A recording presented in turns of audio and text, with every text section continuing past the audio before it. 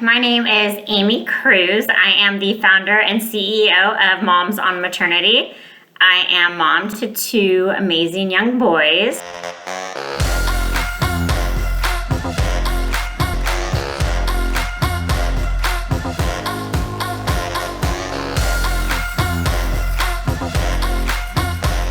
Hey guys. Okay, so school. So the end of last year, we started Zoom school, as you guys know, in March. So my son was in public school, and we ended up all going online in March when coronavirus hit.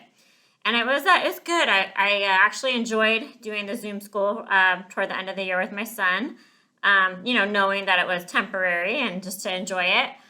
Summer came around, fall hit, and it was apparent that school was going to be completely online.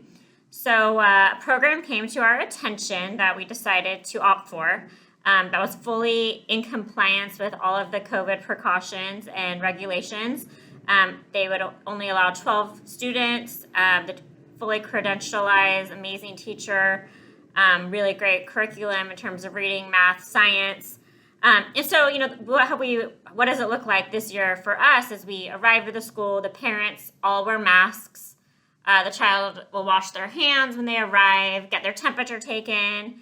And I know that the same happens after recess or lunch, that again, they wash hands and get their temperatures taken. But the school's been really fun.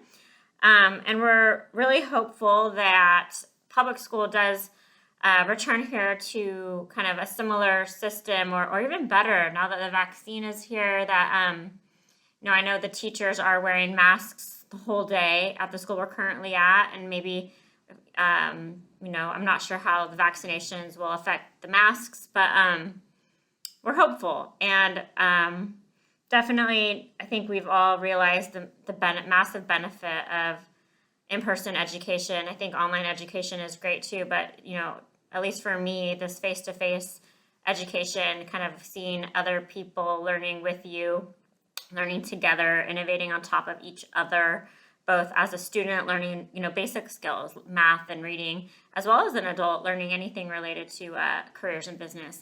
I'm very hopeful that we can have a great fall this year. So I don't know. I think we're all monitoring the school situation, but I know my sons love going to their schools, and so hopefully we really can figure out how to get back there soon as a neighborhood and as a community.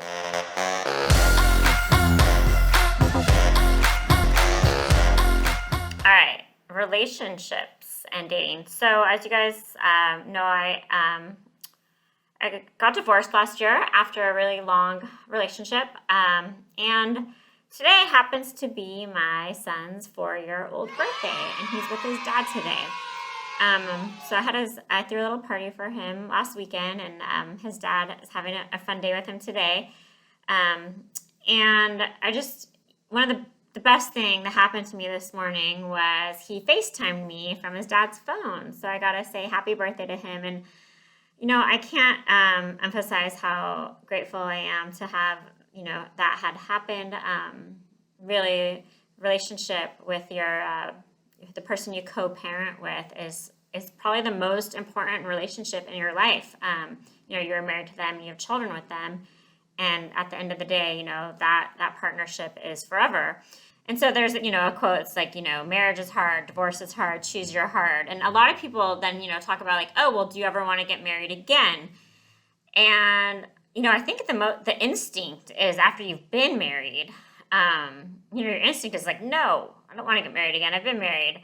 I'm like, oh, well, do you want to have more kids? And, this is all probably very custom to each human individual. Like how many kids did you want when, do you have a vision for how many kids you want in life? Like, do you have a vision? Like, can you be single? Do you want to be married? These are all very personal kind of, I think, visions that we all have for ourselves.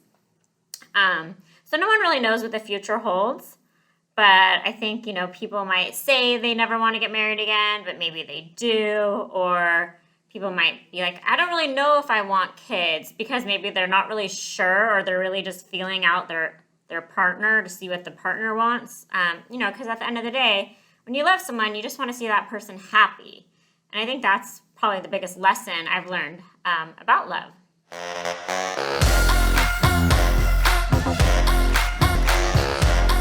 Okay, so the last thing I want to talk about today for business is this kind of concept of bootstrapping or raising capital as an entrepreneur. And so my bias is to always bootstrap. I think the amount of time and effort it takes to work with VCs or angel investors to do the pitch, to get the funding, and then kind of just managing that partner along the way. I think it's quite a heavy burden in the beginning.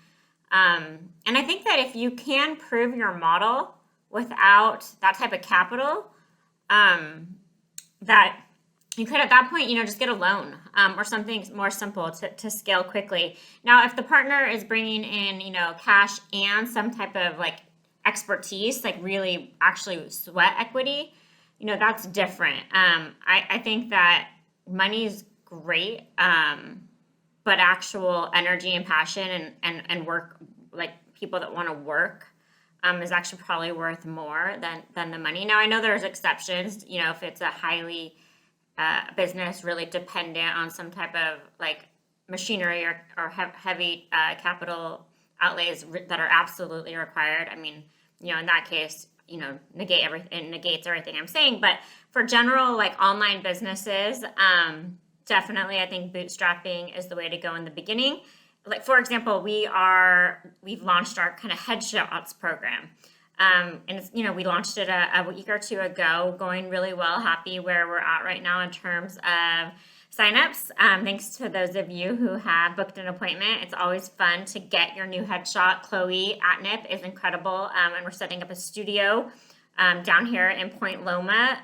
She has current studios in Orange County and Las Vegas. And I just had my headshots done with her. But basically proving the model with her for this kind of pop-up headshot expo. And once we prove that model, it's kind of easy to scale. And, something like that, there's no reason to have to put the cart before the horse in terms of presenting the whole big vision, trying to get someone to buy in. And so I kind of just have realized that I think the baby step, the pilot, the refine, pilot again, eventually when you get to the point that it's time to scale, then you're definitely going to be able to raise capital easier, or potentially you'll realize that you really don't need it. Okay, thank you so much. See you soon.